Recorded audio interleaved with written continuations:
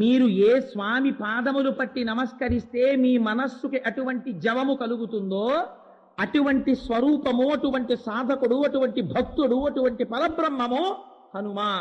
అందుకని ఆయన పాదములు పట్టుకుంటే ఏం కలుగుతుంది? మీ మనస్సుకి కూడా అటువంటి జవము కలుగుతుంది. అటువంటి జవమున్న, అటువంటి మనసున్న మనిషి ఎవడో వాడు మాత్రమే సమాజమునకు ఆస్తి. వాడు 10 మందిని తనతో పాటు తీసుకెళ్ళగలుగుతాడు. 10 మందికి మంచి మాట చెప్పగలుగుతాడు. 10 మందిలో ఉత్సాహము నశించిపోయి కష్టంలో ఉన్నవాడిని బతికేటట్టు చెయ్యగలుగుతాడు. ఇంకింతకన్నా ఏం కావాలండి? చచ్చిపోయేవాడిని కూడా బతికించగలిగితే ఎవడి మాట చెప్పాడో వాడి జన్మ సార్థకత పొందినట్టే. ఇది మీకు రావాలంటే, మనస్సుకు అటువంటి జవము కలగాలంటే ఎక్కడి నుంచి వచ్చింది జవం? బాగా జ్ఞాపకం పెట్టుకోండి. సంకల్ప వికల్ప సంఘాతమైనటువంటి మనస్సు మీరు ఏదో ఒక ఆధారమును అందించడంలో పొరపాటు పడితే, ప్రమాదమునకు లోనైతే, ప్రమదితవ్యం మీరు మరిచిపోతే ఆ మనస్సు వేరొక వస్తువుని పట్టుకుంటుంది తప్ప ఉట్టినే ఉండదు. మీరు ఈశ్వరుణ్ణి అందించలేదు, అది ఊరుకోదు, టీవీ పెట్టుకుంటుంది. మీరు ఈశ్వరుణ్ణి అందించలేదు, అది ఊరుకోదు, రేడియో పెట్టుకుంటుంది. మీరు ఈశ్వరుణ్ణి అందించలేదు, అది ఊరుకోదు, సినిమాకి ఎడుతుంది. మీరు ఈశ్వరుణ్ణి అందించలేదు, అది రోడ్లు పట్టుకు పరిగెడుతుంది. ఏమీ తోచలేదు, మెయిన్ రోడ్లో తిరిగి వస్తానని ఎడతాడు. మీరు అలవాటు చెయ్యడం మొదలు పెట్టండి. 12 స్కంధములు భాగవతం తెచ్చుకుని మీ ఇంట్లో పెట్టుకుని, నేను ప్రతిరోజు 50 పేజీలు భాగవతం అసుర సంధ్య వేళలో నమస్కారం చేసుకుని, నేను సంధ్యావందనం చేసుకున్న తరువాత ఒక్క కప్పు కాఫీ స్నానానికి ముందు తాగేసి, లేనిపోని ప్రమాదాలు తెచ్చేసుకోక్కర్లేదు, కాఫీ కూడా తాగక్కర్లేదా అనకండి. తాగి స్నానం చేసి సంధ్యావందనం చేసుకుని, నేను 1 గంట సేపు 50 పేజీల భాగవతాన్ని చాలా నిదానముగా చదువుకుంటాను అని మీరు అలవాటు పెట్టుకున్నారనుకోండి, మీరు 12 స్కంధములు భాగవతం చదవడం మొదలెట్టేటప్పటికీ ఏ రుచీకుడి వృత్తాంతం దగ్గరికో లేకపోతే దక్షయజ్ఞం దగ్గరికో ఎక్కడికో వచ్చేటప్పటికీ మీకు ఒక ఉత్సాహం వస్తుంది. ఇక్కడ వరకు వచ్చాను కదా, తర్వాత కథ ఏమిటి అని. మీరు చదివింది ఉత్తినే పోదు. మీరు వెళ్ళి ఏం చేస్తారంటే, మీ ఆఫీసులో పక్కవాడితో ఖాళీ ఉన్నప్పుడు, ఈ మధ్య భాగవతం చదవడం మొదలెట్టానంటే నాకు ఒకటే అర్థం కాలేదు, దూర్వాసో మహర్షి విషయంలోనేమో అంతటి మహర్షి దూర్వాసో మహర్షి దగ్గరికి వెళ్ళేటప్పటికీ సుదర్శన చక్రం వెంటాడిందా? గజేంద్ర మోక్షంలోకి వచ్చేటప్పటికీ అగస్త్య మహర్షి వస్తే ఇంద్రజుమ్నుడు లేవలేదు కాబట్టి ఈయన శాపం పెడితే గజయోనిలోకి వెళ్ళాడా? ఈ 2 విషయాల్లో తేడా ఎందుకు వచ్చిందో నాకు అర్థం కాలేదండి అంటారు. అర్థం కాలేదంటే మీ మనస్సు ఊరుకుంటే నేడు పట్టుకుంది. ఇంకా మీరు అక్కడి నుంచి ఎవడైనా భాగవతం చెప్తున్నాడు అన్నారు అనుకోండి, ఓసారి వెళ్ళి విందాం, ఈ విషయం ఏమైనా వస్తుందేమో అని అక్కడికి వెళ్ళడం మొదలెడతారు. ఆయన చెప్పలేదు అనుకోండి, అయ్యా మీరు ఏమో అనుకోకండి, ఇలా 2ంటికి తేడా ఎందుకు వచ్చిందండి అంటారు. ఆయనకి సమర్థత ఉండి ఆయనకి చెప్పగలిగిన అదృష్టం ఈశ్వరుడు ఇచ్చాడు అనుకోండి, చెప్తారు. ఆయన చెప్పలేకపోయారనుకోండి, ఆయన దోషమేం కాదు, ఆయన ప్రపంచంలో జ్ఞాని ఏం అయిపోక్కర్లేదు, తను తరించడానికి 4 మాటలు చెప్పుకుంటున్నాడు. అయ్యా నేను ఆ కోణంలో పరిశీలన చేయలేదండి అంటారు. 2 సార్లు ఒక నమస్కారం, తప్పకుండా ఈ మాట ఎప్పుడైనా వేరొకరి దగ్గర ప్రయత్నం చేస్తాను, మీరు కూడా ఈ కోణంలో పరిశీలన చెయ్యండి. మనోజవం, మనస్సుకి వినగలిగిన శక్తిని ఇవ్వగలిగినటువంటి వాడి గురించి వింటూ, అందుచేత స్వామి కథ వినేటప్పుడు మనోజవం అని ఎందుకంటున్నానంటే, మీరు మనస్సుకి ఒక ఆశ్రయాన్ని, ఒక ఆధారాన్ని ఇవ్వడం అలవాటు చేశారనుకోండి, మీరు మనస్సుకి ఒక ఆశ్రయాన్ని ఇవ్వలేదనుకోండి, ఆశ్రయాన్ని ఇవ్వకపోతే ఏమవుతుందంటే అది వెతుక్కుంటుంది. అది వెతుక్కుందనుకోండి మిమ్మల్ని ఇంద్రియాలకి లోను చేసేస్తుంది. ఇంద్రియాలకి ఏవి ఇష్టమో అటు ఎడుతుంది. కళ్ళెప్పుడు దేవాలయానికి వెళ్ళమనో, టీవీ చూడమంటాయి. అటు తిరిగిందనుకోండి జన్మ వృధా అవుతుంది. మీరు ఈశ్వరుణ్ణి అందించారనుకోండి, దానికి తీసుకొచ్చి మీరు భాగవతాన్ని రామాయణాన్ని అందించడం మొదలు పెట్టారనుకోండి, చూశారా ఎంత పరీక్ష పెట్టేశారో హనుమ? వెంటనే ఓ పరీక్ష పెట్టారు. మనస్సుకు ఆధారం నేనని చెప్తున్నావు కదా, ఇంకోటి కూడా చెప్తే ఒప్పుకుంటావా చూస్తానన్నారు. అందుకని మీరు ఈశ్వరుణ్ణి అందించారనుకోండి, అది ఈశ్వరుడి వైపుకే తిరిగిందనుకోండి, తిరిగితే ఏ వస్తువుని పట్టుకోవడం వల్ల మీరు ఉన్నతిని పొందుతారో, మనస్సుకి ఒక బలహీనత ఉంది, దానికి తప్పు ఉండదు. మీరు రోజు భాగవతం అలవాటు చేశారనుకోండి, మీరు రోజు భాగవతం చదవకుండా పడుకోండి, అయ్యో ఇవాళ నేను భాగవతం చదవలేదు, ఇవాళ నేను భాగవతం చదవలేదు, ఏదో తప్పు చేశాను అంటుంది. మీరు భాగవతం 12 స్కంధాలు ఉత్సాహంగా చదవడం అలవాటు చేసుకున్నారనుకోండి, 12 స్కంధాలు అయిపోగానే అమ్మయ్య దిక్కుమాలను కూడా వదిలిపోయింది అనరు. భాగవతం చదివానండి అంటే ఎవరో ఏనంటాడు, ఒక 6గురిని పిలిచి చక్కగా బ్రాహ్మణులకు భోజనం పెట్టండి, భాగవతం చదివారు కదా అంటాడు. మీ ఇంట్లో అనుకోకుండా భాగవతం చదివారు, మీ ఇంట్లో ఓ ఫంక్షన్ జరిగినాడు భోజనం పెట్టడం గొప్ప విషయం ఏంటండి? 12 స్కంధముల భాగవతాన్ని ఈశ్వరుడు నా చేత చదివించాడండి, వచనమే. కానీ పోతన భాగవతాన్ని వచనంలో చదివాను. 12 స్కంధములకు గుర్తుగా ఒక 12 మంది బ్రాహ్మణులకు సమారాధన చేసుకుంటున్నాను. సాయంకాలం వచ్చి కోటేశ్వరారు భాగవతము యొక్క శ్రవణ ఫలితము కదా పఠన ఫలితము అనో గంట మాట్లాడవయా, నీకు అరవడం అలవాటు కదా అని మీరు అన్నారు అనుకోండి, ఎంత మార్పు వచ్చేసింది చూడండి మీ జీవితంలో. ఓ 12 మందికి భోజనం పెట్టారు, మీ ఇంట్లో చిన్న ఫంక్షన్ ఏర్పాటు చేశారు, మీరు భగవత్ కథ వింటున్నారు. ఇక్కడతో వదిలేస్తుందా? భాగవతం చదివేసి అలా వదిలేయడం ఏంటి? రామాయణం కూడా చదువుదాం అంటారు. అని రామాయణం మంచిది ఎక్కడ దొరుకుతుందండి వ్యాఖ్యానం అని తిరుగుతారు. అనుకోకుండా రామాయణం అంటున్నారు. ఇవి చదవడం వల్ల మీరు ఎక్కడో ఏదో వెళ్ళి చెప్తుంటారు, ఎవరితోనో పంచుకుంటూ ఉంటారు, ఏదో మాట్లాడుతుంటారు. మీరు ఇవి చెయ్యండి, ఎంత మార్పు వచ్చేస్తుందో. మా రామచంద్రమూర్తి గారు చాలు గొప్ప సాక్ష్యం.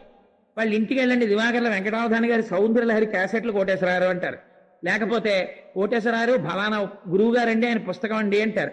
నిజంగా కాపవరం ఎంత సంస్కృతి కలిగిన గ్రామమో. కానీ ఇప్పుడు నేను కాపవరాన్ని పొగిడితే వేరేలా అనుకుంటాను. అందుకని నాకు చాలా నచ్చిన విషయం ఏంటంటే భగవంతుడితోటి అనుబంధం పెట్టుకోవడం. అందుచేత మీరు ఈశ్వరుణ్ణి అందించడం చేత మనస్సు ఉన్నతిని పొందుతుంది.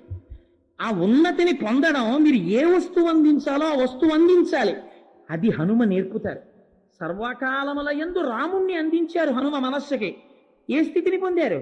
భవిష్యత్ బ్రహ్మ అయ్యారు, చిరంజీవి అయ్యారు. మీరు హనుమ పాదాలు పట్టుకుంటే హనుమ మీకదే అందిస్తారు. మనోజవం, మీ మనస్సుకి జవమును అందించగలిగిన వస్తువుని మీకు ఇస్తారు. సో అందుచేత చాలా టైము మనోజవంకే అయిపోయింది. మనోజవం మారుతతుల్య వేగం, ఇదో గమ్మత్తైన మాట. మారుత అంటే వాయువు, తుల్య వేగం ఆయనతో సమానమైనటువంటి గాలితో తుల్యమైన వేగము కలిగినటువంటి వాడు. ఆల్ రైట్, ఏమవుతుందండి దానివల్ల? ఏమిటి ప్రయోజనం? వాయువు ఎంత వేగంగా వెడుతుంది అంటే ఎవరని చెప్పలేము, అంత వేగంగా వెళ్ళిపోతుంది గాలి. గాలి కన్నా వేగంగా వెళ్ళగలిగినటువంటిది ఏది? మనస్సు. గాలి కన్నా వేగంగా వెళ్ళగలిగినటువంటి మనస్సు వెళ్ళకూడని చోట్లు కన్నింటికి వెళ్ళిపోతున్నప్పుడు నిన్ను అలా వెడుతున్న వాడివని గుర్తించగలిగిన వాడు ప్రపంచమునందు వేరొకడు ఉండడో. జ్ఞాపకం పెట్టు. నువ్వు వెళ్ళకూడని ప్రదేశానికి శరీరంతో వెళ్ళావనుకో, మందలించే పెద్దలు కనబడితే మందలిస్తారు, అయ్యా ఎందుకురా ఇలాంటి చోట్ల తిరుగుతావు అని అడుగుతాడు. కానీ నువ్వు దేవాలయంలో కూర్చున్నావు, మనస్సుతో వ్యభిచారం చేస్తున్నావు. రామకృష్ణ పరమహంస ఒక కథ చెప్తుండేవారు. ఒక ఆవిడ వ్యభిచారం చేస్తుండేది, ఎదురుగుండా ఇంట్లో ఒక సాధు పురుషుడు ఉంటుండేవాడు. ఈ వ్యభిచారిని అనుకునేది, చూడరా తెల్లవారుజామున లేచాడు, గంగకి వెళ్ళాడు, స్నానం చేశాడు, హాయిగా పూజ చేసుకుంటున్నాడు, శిష్యులు వస్తారు, వాళ్ళందరికీ బ్రహ్మసూత్రాలు చెప్తాడు, వేదం చెప్తాడు, భగవత్కర చెప్తాడు, సాయంకాలం అవుతుంది భజన చేస్తాడు, హాయిగా ఇంత ప్రసాదం తింటాడు, పడుకుంటాడు. ఎంత అదృష్టవంతుడు, నా జన్మ ఉంది, ఎందుకు వచ్చిన దిక్కుమాలిన జన్మ? ఓ గంగకి వెళ్ళనా? ఎక్కడికెడతాను? ఎప్పుడు ఏ విటుడు వస్తాడా అని చూస్తాను, ఈ జన్మ ఇలాగే పాడైపోయింది కదా అనుకునేది. ఆయన అనుకునేవాడు, అదిగో చూసావా వచ్చేసాడు కారులో ఎవడో, అయిపోయాడు, సాలిగుట్లో చిక్కుకుపోయాడు, వీడు భ్రష్టుడైపోతాడు అని. ఎవరు వస్తున్నారో ఎవరు వెళుతున్నారో ఇవన్నీ ఆయన కిటికీలోంచి చూస్తుండేవాడు. 2 శరీరాలు పడిపోయాయి. ఆవిడ్ని తీసుకెళ్ళడానికి ఈశ్వరుని యొక్క దూతలు వచ్చారు, ఈయన్ని తీసుకెళ్ళడానికి యమదూతలు వచ్చారు.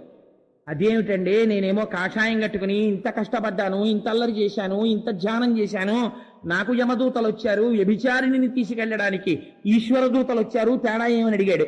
అడిగితే, అయ్యా శరీరము వ్యభిచార గృహంలో ఉన్న మనస్సు భగవంతుని యందుంది, నీ యొక్క శరీరము పూజా గృహంలో ఉన్న నీ మనస్సు వ్యభిచార గృహంలో ఉంది. మనస్సు కౌంట్, మనస్సుని తిప్పడానికి పూజ. అందుకే సహస్రనామం నమః నమః నమః నమః. ఎందుకు? మనస్సుని భగవంతుడి దగ్గరికి తీసుకెళ్ళడానికి ఎక్సర్సైజ్ అది. మీ మనస్సు ఎక్కడ కూర్చున్నా ఈశ్వరుడి దగ్గరికి వెళ్ళగలిగిన స్థితి వచ్చిందనుకోండి, అప్పుడు మీరు అభ్యున్నతిని పొందినట్టు. మీరు గుళ్ళోకి వెళ్ళి కూర్చున్న దిక్కుమాలిన కబుర్లే చెప్పి, ఓ ఫంక్షన్కి వెళ్ళినా కబుర్లే చెప్పి, అసలు మీకు మౌనం లేదు, ఈశ్వరుడి గురించి ఆలోచన లేదు, ధ్యానం లేదు. సదాశివ బ్రహ్మేంద్ర యోగి అస్తమానం భగవత్ కథలే చెప్పేవారు. చెప్తున్నా కూడా ఎక్కువ అదే మాట్లాడుతున్నారు. గురువు గారికి ఫిర్యాదు చేస్తే గురువులు అన్నారు, నువ్వు అసలు మౌనం పాటించవా అన్నారు. జీవితంలో మాట్లాడన్నారు సదాశివ బ్రహ్మేంద్ర యోగి, ఇక మాట్లాడలేదు. సో ఎందుకు చెప్తున్నానంటే మనస్సు అనేటటువంటిది అంత ప్రధానం. మీరు మనస్సుతో ఏం చేస్తున్నారు అన్నది ఎవరికీ తెలియదు. నేను ఇంత భగవత్కథ చెప్పచ్చు, మీరందరూ ఏమనుకుంటారు, కోటేశ్వరరావు గారు అంతటి పుణ్యాత్ముడు ఎక్కడున్నాడండి అని నేను వస్తుంటే నాకు నమస్కారాలు చేస్తారు. కానీ నేను మనస్సుతో ఏ పాప కార్యాలు చేస్తున్నానో మీకు ఎవరికైనా తెలుసా? మీకు ఎవరికి తెలియదు. అంటే దిక్కుమాలనాడా నువ్వు అలాంటి పనులు చేస్తున్నావా అని అనకండి.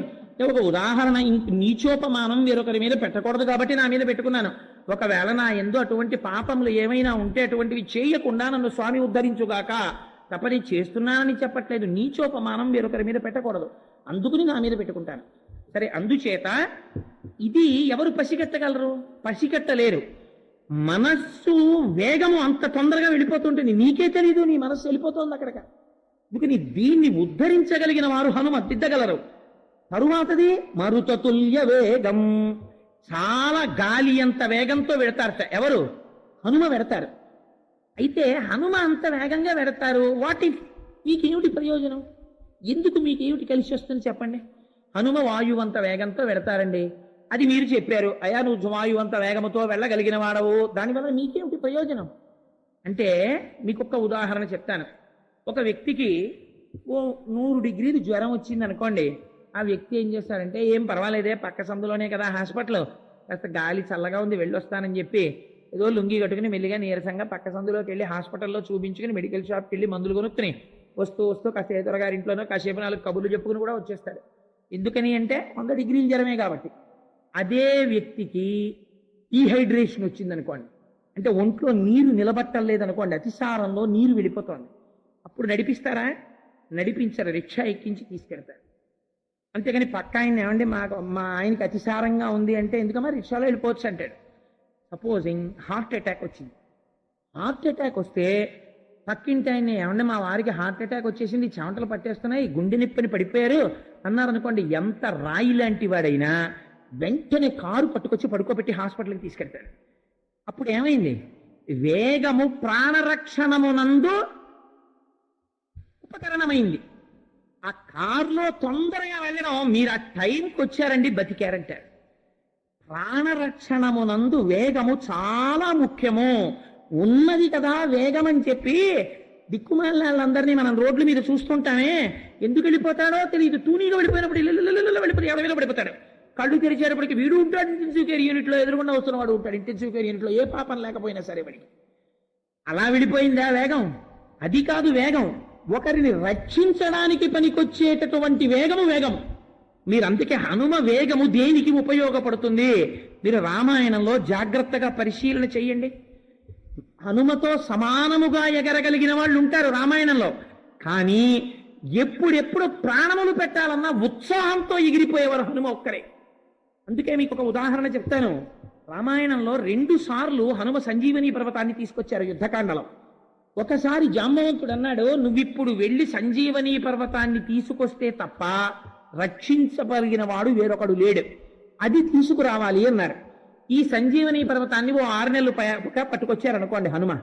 అక్కడికి వెళ్ళి అడ్రస్ ఎక్కడో తెలియలేదండి, నేను వెతికి పట్టుకొచ్చానండి అని పట్టుకొచ్చారనుకోండి. 6 నెలల తర్వాత ఏముంటుంది అక్కడ? ఆ అస్త్రం చేత బంధింపబడిన వాళ్ళందరూ ప్రాణాలు వదిలేస్తారు కదా. ఇప్పుడు ఏది కావాలి?